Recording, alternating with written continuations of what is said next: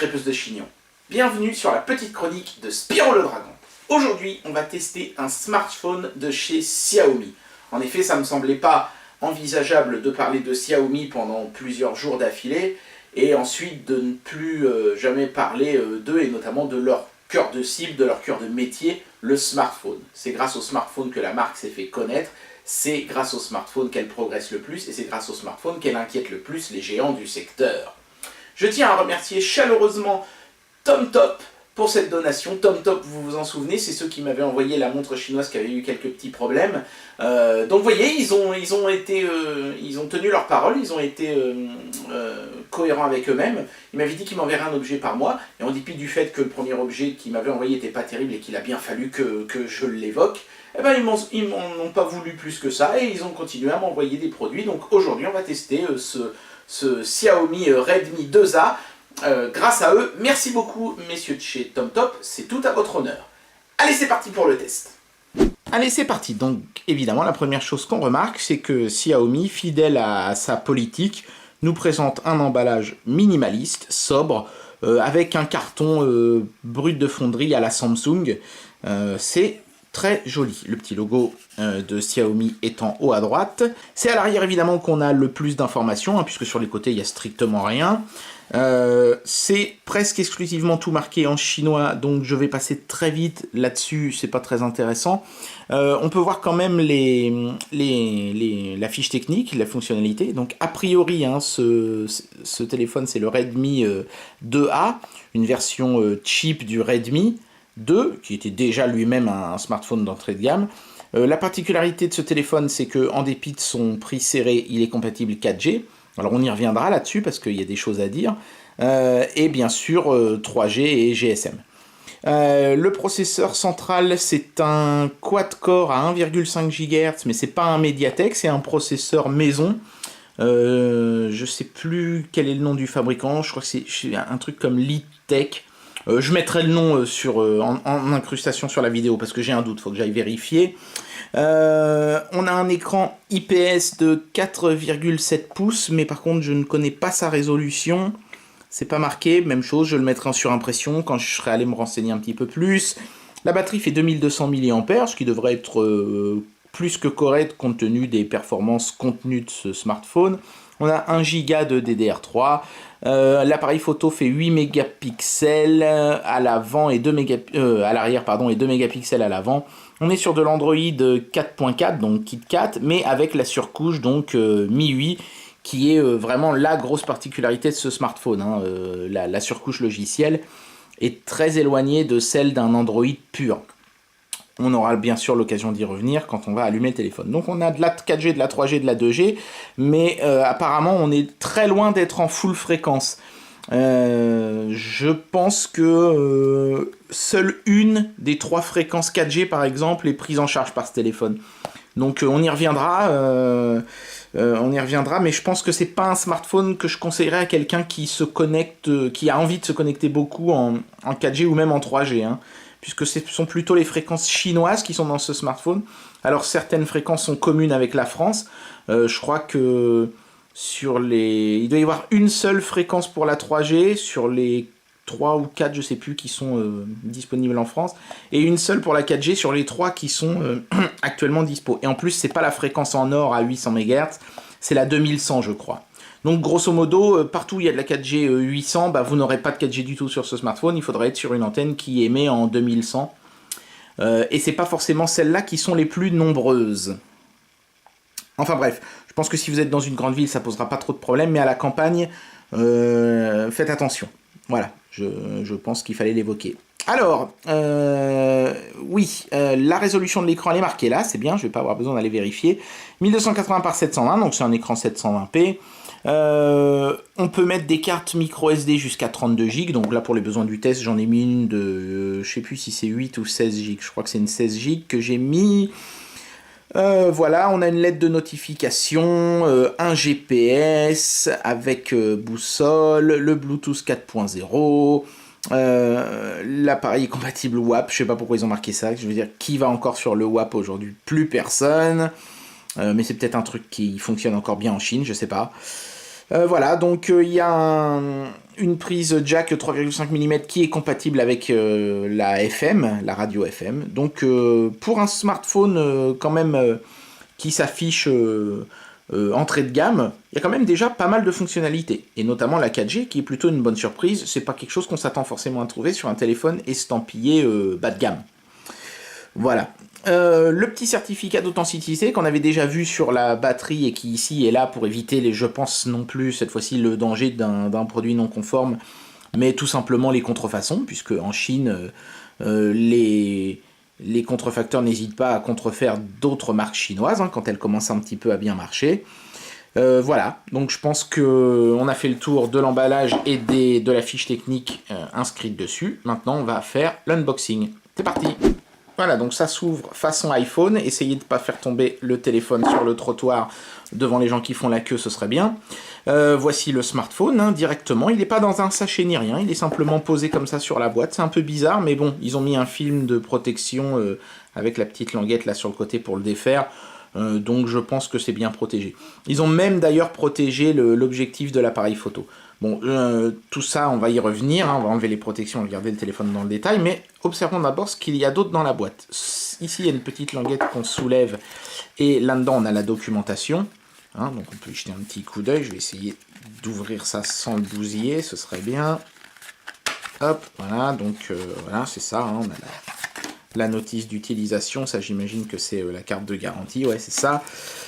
Et donc ça doit être le manuel d'utilisation qui, hélas, est entièrement en chinois. N'oubliez pas que Xiaomi est une marque qui ne cible que le marché chinois pour le moment. Donc voilà, la documentation c'est du chinois. Si vous ne savez pas le lire comme moi, ça ne sert pas à grand chose, on ne va pas s'attarder dessus. Par contre, j'aime beaucoup la façon dont c'est emballé, c'est très très chouette. On a la batterie en dessous là, qui est dans un petit sachet, elle par contre. Voilà, donc on peut regarder ça dans le détail. On a donc une belle couleur orange avec le petit logo Xiaomi, très bonne finition. Il n'y a pas de bulles sous l'étiquette ou de choses qui gondolent, ce qui est parfois le cas de certains smartphones chinois pas chers. C'est une 3,8 volts et elle fait donc bel et bien 2200 mAh. C'est comme le port Salus, c'est marqué dessus. Voilà, il y a 4 broches, pour ceux que ça intéresse. Donc je ne sais pas trop à quoi correspond la quatrième. Peut-être à un système de jauge plus précis. Mais en tout cas, pour avoir déjà testé un petit peu le téléphone, l'autonomie était franchement très bonne. Donc la batterie tient ses promesses. Sous la batterie, on a un câble enlevé. On va le sortir du petit sachet. Voilà, donc c'est scotché. Hop. Donc on a un câble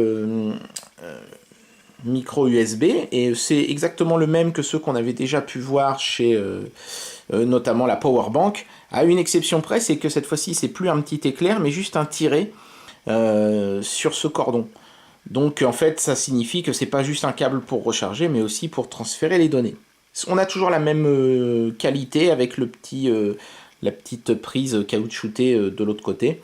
Le câble est de belle longueur, donc voilà, très bien pour ça. On va pas s'attarder non plus des heures dessus, c'est juste un câble. Et puis on a le chargeur, bien sûr, qui est un chargeur avec la prise chinoise, encore une fois, Xiaomi ne cible pas les marchés étrangers.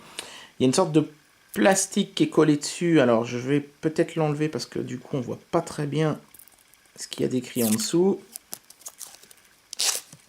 Voilà, donc c'est un joli petit chargeur en plastique laqué façon piano, très beau, petite prise USB sur le dessus. Donc le petit logo, alors cette fois-ci c'est marqué en toutes lettres, Xiaomi, ok. Et donc il nous sort 5 volts à 1 ampère. Bon, donc un chargeur plutôt classique. Alors rassurez-vous, TomTop vous fournira le petit adaptateur. Bon là je vous le montre pas parce que c'est tout le temps le même, tous les sites chinois font ça maintenant. Ils vous fourniront gratuitement le petit adaptateur pour que vous ayez la prise française et que ce truc fonctionne. N'ayez aucune crainte, voilà, il accepte tous les voltages de 100 jusqu'à 240 volts. Donc vous pouvez le brancher sur des prises américaines, françaises. Tant que vous avez l'adaptateur avec la bonne forme, ça fonctionnera sans problème. Voilà, il n'y a plus rien dans l'emballage. On va mettre la batterie dans le smartphone et faire le test complet de l'appareil. C'est parti. Ok, donc on va commencer par retirer les petites protections. à commencer par celle-ci. Voilà. Donc là, apparemment, il n'y a pas de film écran qui est préposé. Hein. Il y a juste ce truc-là qui protège la surface. Mais en dessous, il n'y a absolument rien. Donc ça, c'est un petit peu dommage. On a vu certains constructeurs chinois se montrer plus généreux à ce sujet-là. Et puis ici, il y a la petite chose qui protège le capteur. Mais la languette est passée sous la coque. Il va falloir que je défasse la coque. Alors, particularité de ce smartphone, c'est que la coque s'enlève entièrement. Habituellement, il y a une espèce de capot souple ici sur la partie arrière qui se détache. Là, en fait, non, c'est toute la coque du téléphone qui s'en va. C'est un peu particulier comme système. Je vais vous montrer ça tout de suite, hein, puisqu'on va mettre la batterie avant de faire le tour du propriétaire. Donc en fait, vous tirez par ici, il y a une sorte de petite encoche, là, hein, vous voyez. Hop, et ensuite, il faut glisser son ongle jusqu'en haut du smartphone, et en fait, vous voyez, c'est toute la partie arrière qui s'en va, avec même les boutons, les boutons pour le volume et pour power qui sont fixés sur le côté comme ça. Et dont on peut voir les micro-switch. Non, c'est de l'autre côté. Voilà, on peut voir les micro-switch, si le caméscope veut bien faire le point. Mais non, c'était bien de ce côté-là. Qu'est-ce que je raconte? Oui, c'était bien de ce côté-là. Ouais, on peut voir les boutons, en fait, ils sont là. Et en fait, ça, ce sont les extrémités des micro-switch, les boutons venant appuyer dessus. Mais là, évidemment, comme on retire l'intégralité de la coque arrière, c'est un petit peu bizarre. Alors, on va pouvoir enlever le petit truc qui protège l'objectif. Hop là, voilà. Donc ça, c'est plutôt bien de protéger l'objectif pendant le transport. C'est plutôt bien vu. On va mettre la petite batterie. Que voici. Hop là. Donc ça se met comme ça. Donc vous voyez, là, j'ai déjà mis la carte micro SD. Et puis on met les deux SIM ici.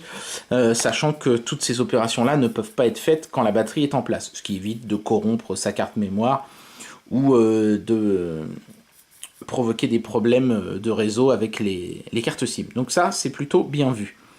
Avant de remettre le capot, un rapide coup d'œil donc aux entrailles de la bête. Il n'y a pas grand chose à dire. Ici, on peut voir la grille du haut-parleur. On verra comment il crache. Le UMI IMAX avait fait très fort. Est-ce que celui-ci fera aussi bien? Vu la taille du haut-parleur, je suis pas sûr, mais on verra bien. On peut voir la LED flash et l'objectif de l'appareil photo, bien sûr. Donc les fentes qui sont clairement numérotées. Attention, ce sont des mini SIM pour les deux ports. Habituellement, sur les smartphones chinois, on a un port qui est de taille standard et l'autre qui est de taille mini SIM. Bah là, c'est du mini SIM sur les deux ports. Mais c'est quand même du dual SIM. L'emplacement pour la batterie, donc, et voilà. Il n'y a pas grand-chose d'autre à dire sur le Smart en lui-même. Donc, on va mettre le petit capot et on va faire le tour du propriétaire. Pour remettre le capot, c'est la même chose que pour l'enlever, mais dans l'autre sens. Tac, voilà, ça se remet très facilement, il n'y a aucun souci là-dessus.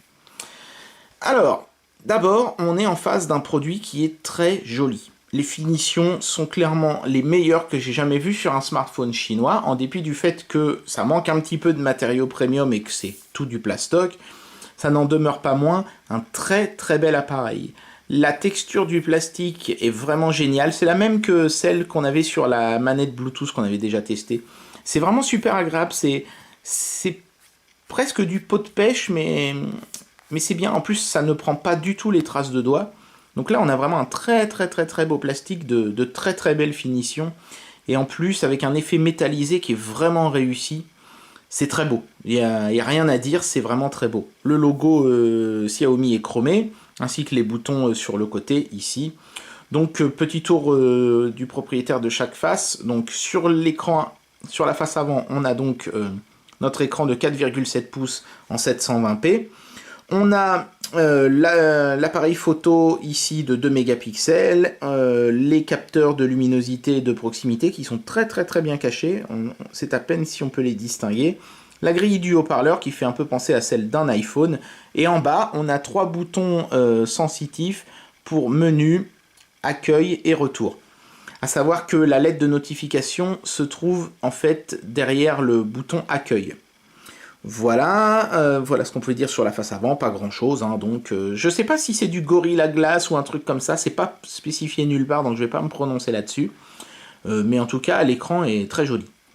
À l'arrière, on a l'appareil photo de 8 mégapixels, on fera des clichés avec, hein, pour voir un petit peu ce que ça donne. La LED flash, donc ici le trou pour le haut-parleur et le logo Xiaomi chromé, pas grand chose à dire. Notez la présence d'un micro pour le noise cancellation, hein, pour l'annulation des bruits ambiants, c'est toujours un plus. Sur le dessous, on a le micro pour les conversations, qui est placé un peu bizarrement. Habituellement, on le met sur un des coins, là, il est au milieu, mais bon, pourquoi pas. La prise pour recharger le smartphone et le brancher à un ordinateur. Alors, on dirait qu'elle est rectangulaire, mais en fait, c'est bel et bien une prise micro USB standard, hein, soyez rassurés. Et on ne peut l'insérer que dans un sens, il n'y a pas d'erreur possible. Sur la tranche droite, on a le bouton volume et le bouton power, et sur la tranche gauche, on a absolument que dalle. Voilà. Sur le dessus, le jack 3.5 qui donc fait également antenne pour la radio FM.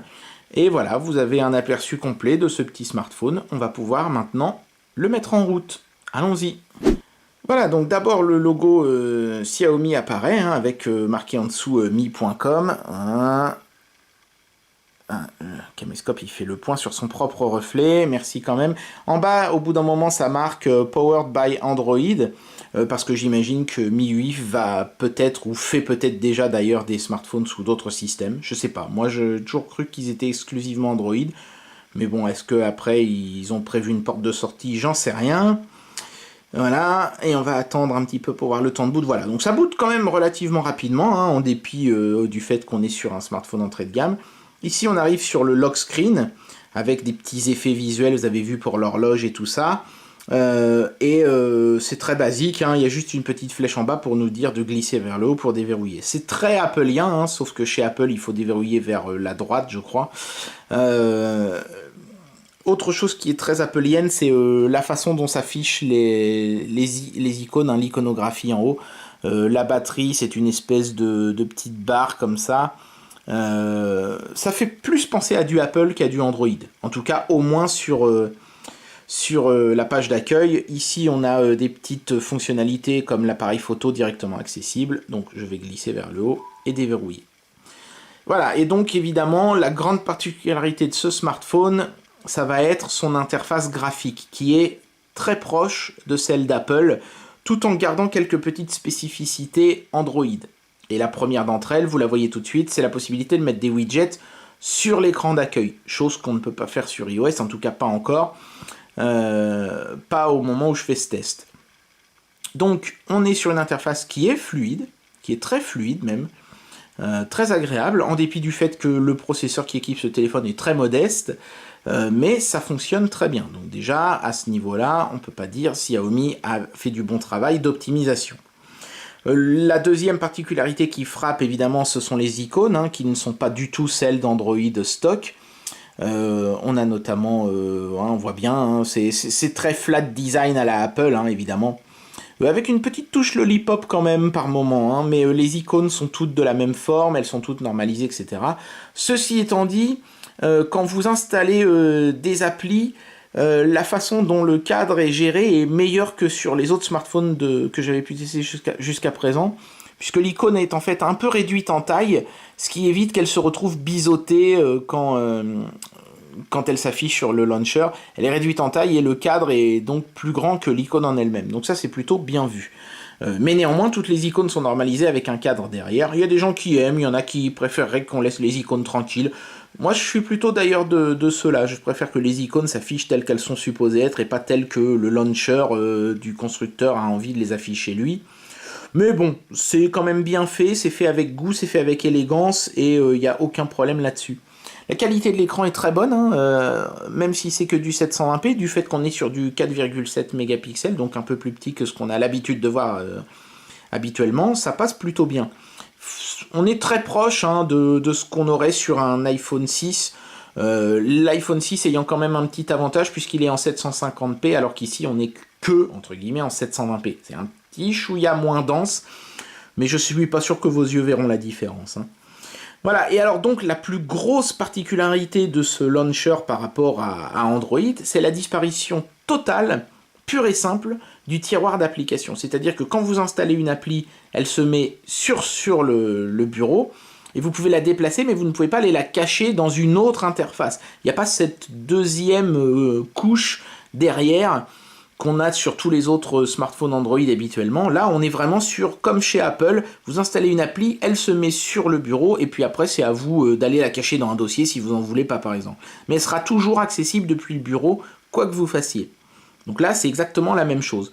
On retrouve clairement l'interface d'un Springboard iOS. Avec donc un dock d'icônes en bas et les petits points là qui vous permettent de savoir sur quel écran vous vous trouvez. Donc les deux premiers écrans, je les ai laissés tels quels, c'est-à-dire tels qu'ils s'afficheront quand vous venez d'acheter le smartphone. Il n'y a que sur le troisième écran que j'ai installé des applis moi et que j'ai modifié des choses par rapport au téléphone out of the box. Du coup, ça me permet de vous expliquer un truc, c'est que, comme vous pouvez le constater, le Play Store se retrouve sur un écran que j'ai ajouté moi. Autrement dit, par défaut, il n'y a pas le Play Store sur ce téléphone. Je le précise, c'est important de le savoir, pour ceux qui téléchargent beaucoup d'applications sur le Play Store, il n'y est pas. Je vais vous montrer dans quelques instants une petite astuce pour le rajouter vous-même, mais avant ça, je vous parle d'un dernier point important, et pour ça on va aller dans les paramètres, comme ça tiens en même temps vous allez voir l'apparence du panneau de conf, encore une fois très appelien. Si je vais dans, je crois que c'est là, et ensuite voilà, langue, et voilà. Donc ici le smartphone je l'ai mis en anglais, et pour cause, je n'ai que 3 langues, chinois simplifié, chinois traditionnel et anglais. Il n'y a pas de français, il n'y a pas d'espagnol, il n'y a pas d'italien, il n'y a rien. On peut flasher des langues supplémentaires dans le téléphone, mais par défaut, il ne sera pas possible de se mettre dans une autre langue que soit chinois, soit anglais. Sachez-le, moi, j'ai pas voulu rentrer trop dans la bidouille, donc j'ai mis le smartphone en anglais pour les besoins du test. Si vous voulez qu'il soit en français, il faudra flasher une ROM MIUI compatible avec la langue française. Vous ne pouvez pas juste ajouter une langue en allant la télécharger sur le Play Store, non, non. Il faut flasher une ROM traduite. Donc il faut la trouver, il faut savoir comment on flash un téléphone, etc. Donc, si vous voulez un smartphone qui est français et que vous n'êtes pas bidouilleur, déjà, vous pouvez oublier ce téléphone. Je suggère, moi, d'être soit suffisamment bon en anglais pour pouvoir l'utiliser en anglais, moi c'est ce que je compte faire, soit de prendre son courage à deux mains et de flasher une ROM française. Voilà, ce sera l'un ou l'autre, mais il faudra mettre un petit peu la main à la pâte pour pouvoir avoir un smartphone compréhensible pour le commun des mortels français. Voilà. Voilà, donc je vous montre comment ajouter le Play Store et pour cause. Je pense que si la langue anglaise n'est pas un réel problème, parce qu'il faut quand même pas oublier qu'à une époque, quand on achetait des vieux Nokia, il n'y avait pas la langue française, ils étaient en anglais et personne ne chouinait là-dessus. Il n'y a rien de vraiment sorcier à utiliser ce smartphone en anglais. Je pense que même si vous n'êtes pas un dieu de la langue de Shakespeare, vous pouvez vous en sortir. Par contre, si vous voulez vous télécharger les jeux, les applis du Google Play Store, vous allez vite être limité parce que le seul store qu'il y a sur ce smartphone, c'est l'App Store de chez Xiaomi. Et certains trucs ont une légalité un peu douteuse. Il y a des applis qui devraient être payantes et qui ne le sont pas, par exemple. Donc je pense que c'est pas très rigoureux parfois à ce niveau-là.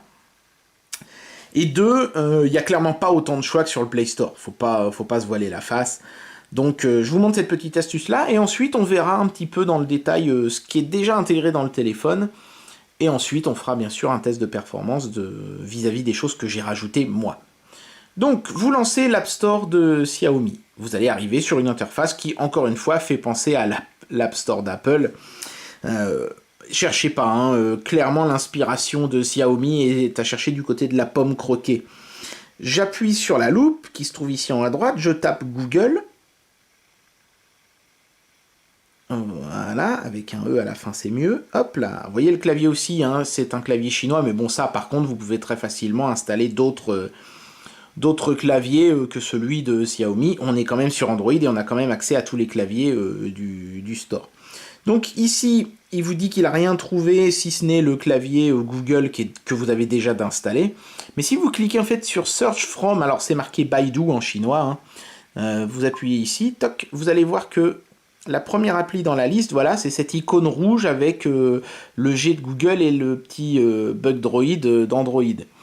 Donc vous installez ça, ça va s'afficher sur votre bureau, donc vous appuyez ici, et ensuite vous pouvez installer tous les services Google, y compris le Play Store. Il faut descendre un petit peu dans la liste, et voilà, vous avez le Google Play Store ici. vous appuyez dessus, il va vous dire attention, pour installer le Play Store, il faut d'abord installer ci, ça, ci, ça. Il va le faire pour vous. Vous suivez les instructions et ensuite, vous avez le Play Store ici. Et je vous montre, mais ça fonctionne parfaitement bien. Voilà.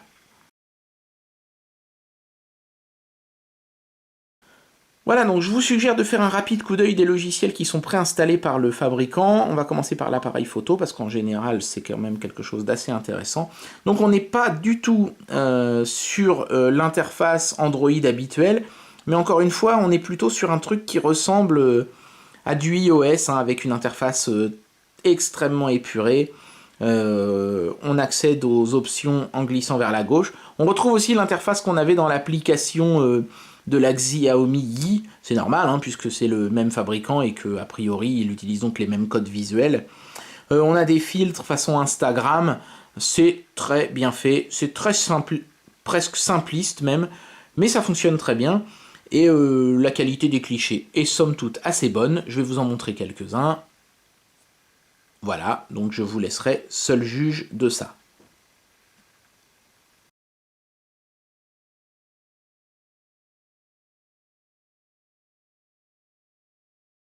Le lecteur de musique est intéressant à observer aussi parce qu'il est basé sur un service de streaming audio fourni par Baidu, et encore une fois avec, je suis pas trop sûr de la légitimité de certains titres là-dessus, de leur légalité notamment, mais en tout cas l'interface est très très jolie, très très bien faite, ça fonctionne vraiment très bien, avec une interface très propre, très jolie. Notez quand même que pour pouvoir bénéficier des services, il faut se créer un compte Xiaomi. Votre compte Google, lui, ne sera pas suffisant. Après, rien ne vous empêche néanmoins d'installer le lecteur de musique Google Music ou un autre lecteur de musique et de lire votre musique comme ça, hein. Là, je vous montre simplement les logiciels qui sont préinstallés. Pour les accros des systèmes de commandes vocales, genre Google Now ou Siri, sachez que celui proposé par Xiaomi ne fonctionne qu'en chinois et donc vous allez être vite limité. Je vais quand même vous le montrer histoire de rigoler un coup. Qui est François Hollande ?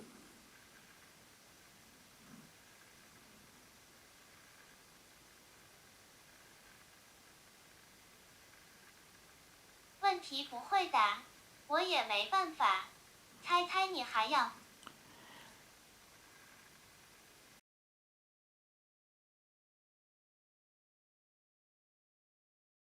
Allez, un petit truc qui ne devrait pas poser de problème avec la barrière de la langue, c'est la boussole qui est préinstallée dans le logiciel.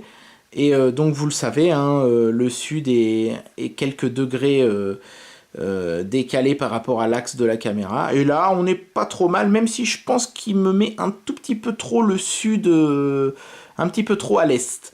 Mais bon, c'est très léger, hein. Et l'interface est très jolie, et surtout, c'est la boussole la plus stable que j'ai jamais testée sur un smartphone chinois. Si je ne bouge pas, la boussole ne bouge pas non plus. C'est seulement si je bouge le smartphone que le chiffre au centre varie.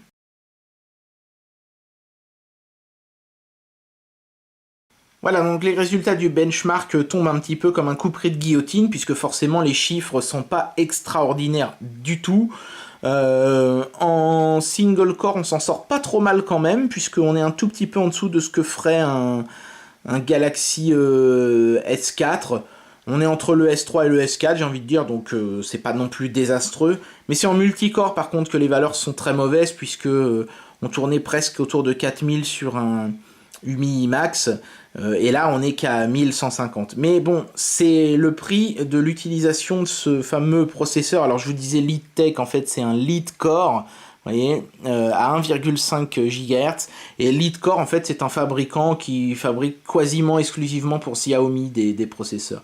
C'est pas des processeurs qui jouent la carte de la performance, mais plutôt la carte du rapport performance-prix, et surtout d'une très faible consommation énergétique. Car ça, en revanche, c'est vraiment quelque chose d'intéressant.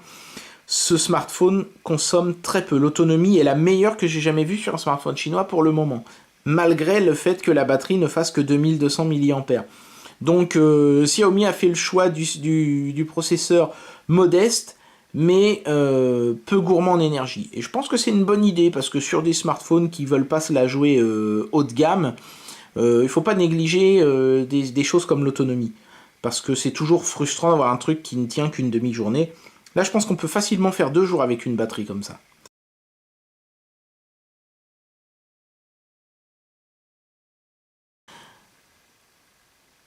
Hop, ça y est.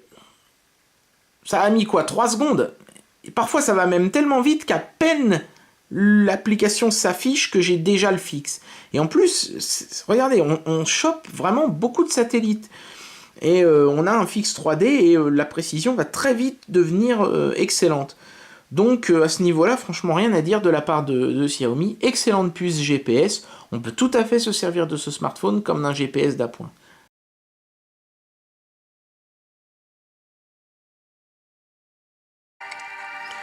Alors, la lecture de vidéo, je vais un petit peu baisser le son. Très fluide, très propre, rien à dire là-dessus, ça fonctionne très bien, et les sous-titres sont bien lisibles aussi. Je vais monter un peu le son pour que vous puissiez voir comment crache le haut-parleur.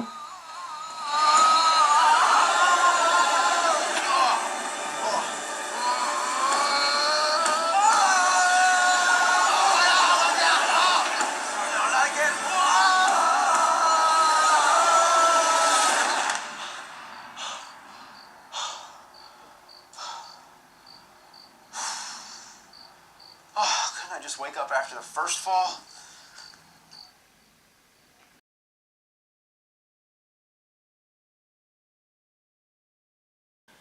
Allez, je lance directement un jeu 2D exigeant, à savoir Rayman Fiesta Run. Je baisse le son comme ça, en même temps vous voyez l'interface basée sur des cercles, hein, qui est très bien faite dans la surcouche de Xiaomi.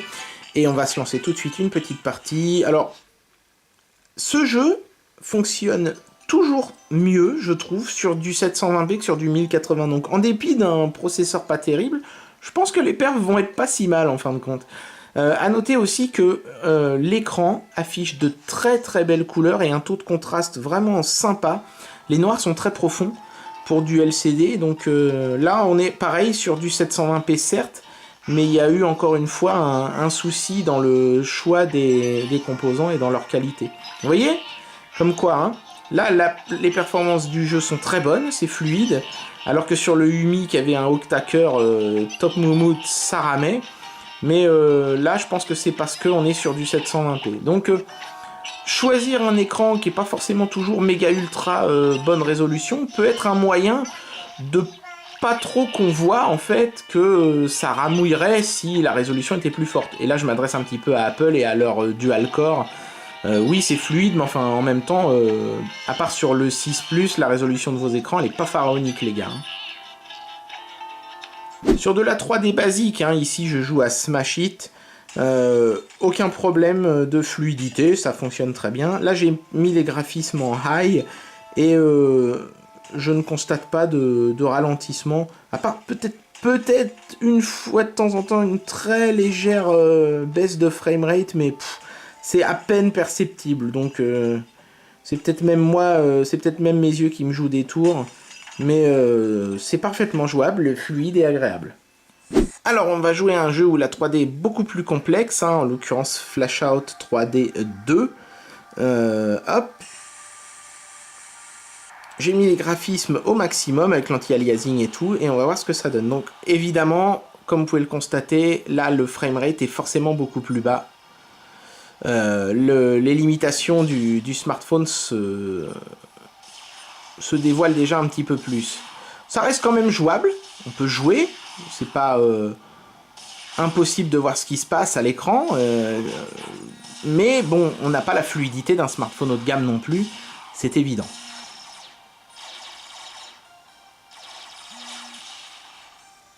Voilà, donc maintenant pour voir ce que donne le smartphone conjointement en faisant travailler à la fois la partie graphique et à la fois la partie calcul de processeur, le mieux c'est toujours comme d'habitude de finir avec un émulateur, et en l'occurrence avec celui de PSP et mon jeu Tomb Raider Anniversary. J'aime beaucoup faire ce test, voilà.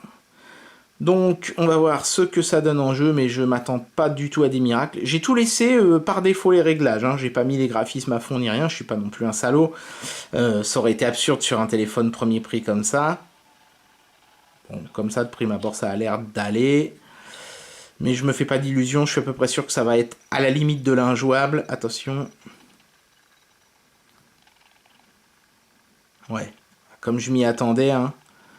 Le framerate est extrêmement lent. Et c'est là qu'on voit qu'évidemment ce processeur low cost n'est pas à la hauteur. Donc un téléphone à oublier si vous voulez émuler des consoles, à part évidemment si vous voulez vous lancer dans le méga rétro gaming, genre Super Nintendo, ça marchera, il n'y a pas de problème, hein, c'est même pas intéressant de faire le test. Mais si vous voulez vous lancer dans une console un petit peu plus compliquée, DS, PSP ou Dreamcast par exemple, je vous suggère de vous offrir un autre smartphone que celui-là.